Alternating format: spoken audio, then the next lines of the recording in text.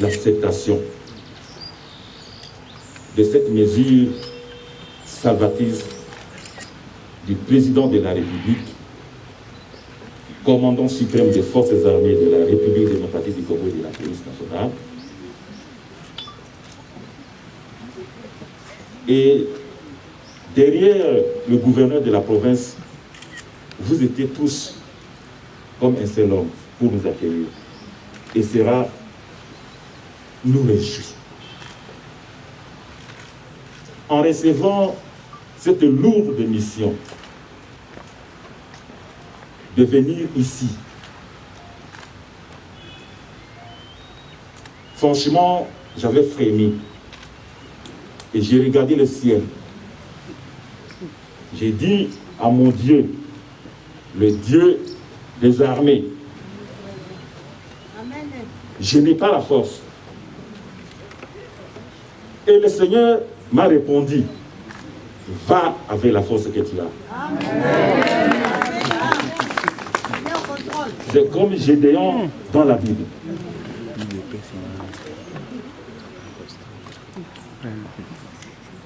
Alors, cette force-là, je vais les épouser où? Ces forces-là, je vais les épouser où?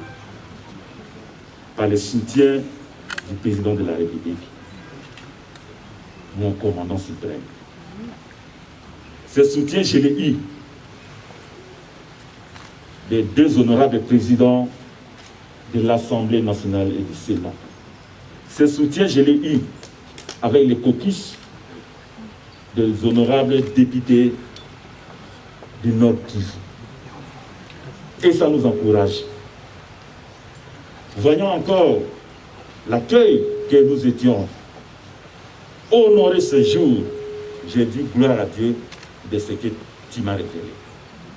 Et ensemble, franchement, nous allons aboutir. Na Kinshasa, Balobaka. Et Rokonini ici la Kate. C'est ça notre questionnement aujourd'hui. Et pour y parvenir, nous comptons sur ces forces-là que je venais de citer. Pour qu'ensemble, que notre population, très longtemps meurtrie,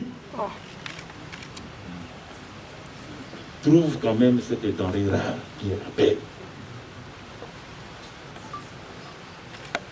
Pour que cette province, pleine d'énergie, pleine de jeunes, que cette province, pleine de ressources,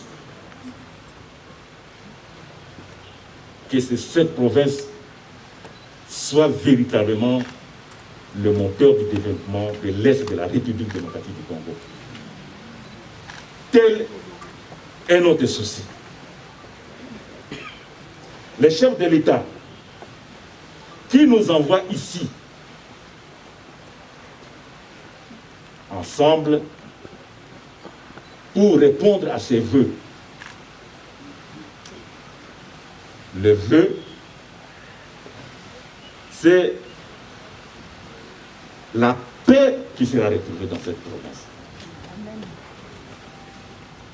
Son vœu, c'est le rétablissement de l'autorité de l'État dans cette province. Ainsi, nous tous, nous arriverons à cet effet final recherché. Cet effet final recherché,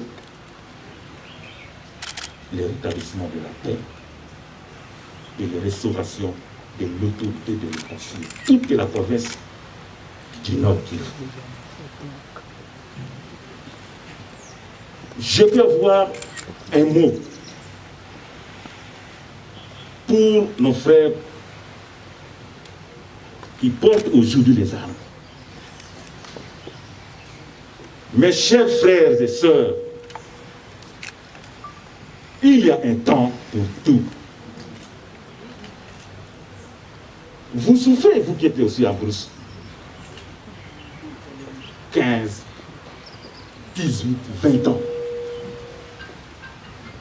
Mais en Brousse, il y a beaucoup de choses qui se passent ici et que vous ignorez, vous restez à cet âge-là. Si nous sommes des vrais Congolais, nous en avons assez. Et je lance cet appel vibrant à mes frères et sœurs que nous sommes arrivés. Et que pendant cet état de siège, que vous vous rendez.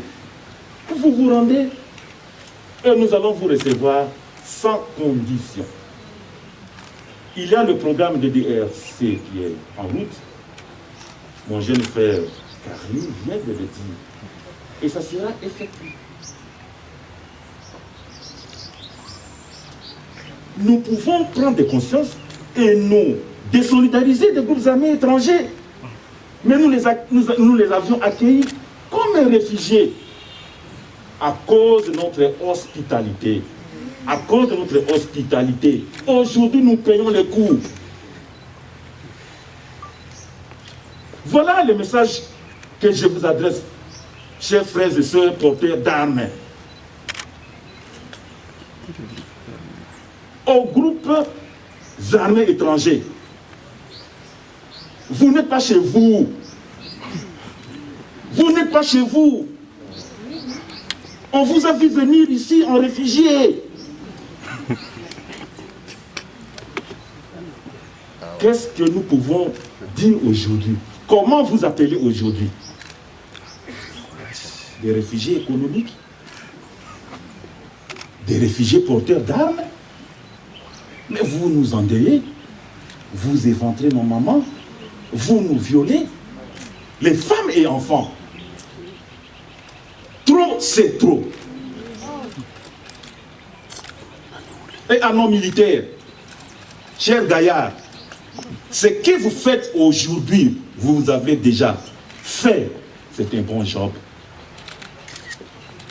Vous venez de partout à travers les provinces de la République démocratique du Congo, laissant famille, enfants, vos villages, vos villes, et vous venez ici au secours de vos frères et sœurs du Nord Kivu.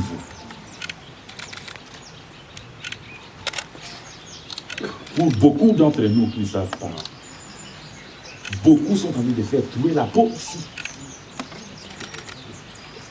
C'est pour leur pays, c'est pour l'intégrité de leur territoire, c'est pour la protection de notre population et de leurs biens.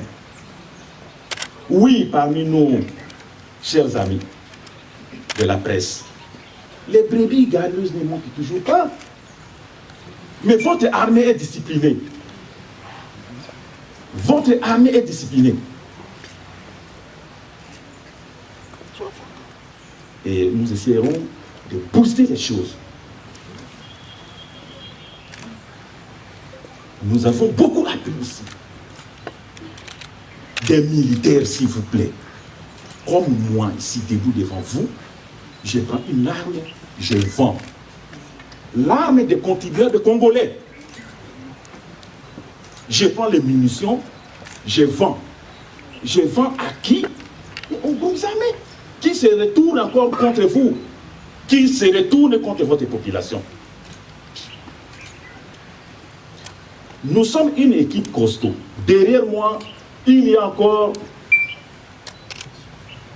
dans cette prise de décision de état de siège, il y a une équipe forte qui va venir de la justice militaire.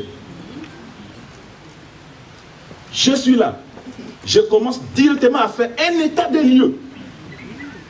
Un état des lieux.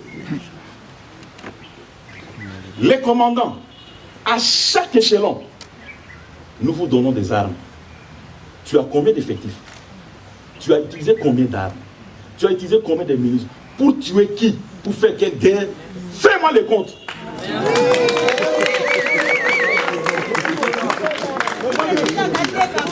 Ainsi, avec les concours de vous tous, que nous mettons un peu fin à cette histoire. À cette histoire.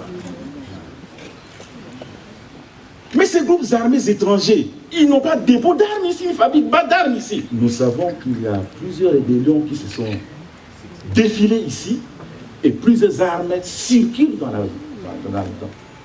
dans la province. Aidez-nous.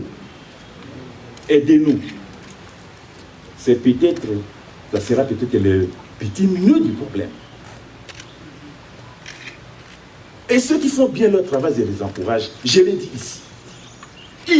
Ils font bien leur job. Et nous sommes venus booster pour qu'on aille cette fois-ci. Moi, je sais qu'en offensif, vos enfants sont très forts. Et petit à petit, carré par carré, nous allons essayer un peu de cadrer cette province. À notre population, qu'est-ce que je peux dire encore? Un appel vient d'être lancé ici, de nous aider. Vous avez montré votre solidarité aujourd'hui dans l'accueil qui nous a été réservé. Et cela va se poursuivre. Je vais organiser une journée porte ouverte où je commencerai par les étudiants. Je commencerai par les étudiants. Je vais écouter toutes les couches de la population. Qu'on me dise exactement quelle solution. Parce que la guerre que nous voyons ne peut pas être seulement les armes. Mais nous devons faire une approche globale. La politique, le soutien de notre population, nos forces armées, la communauté internationale. Parce que nous réclamons ce qui est des droits, s'il vous plaît. La communauté internationale doit nous soutenir. Nous les avons à nos côtés. Et tout ce qui peut concourir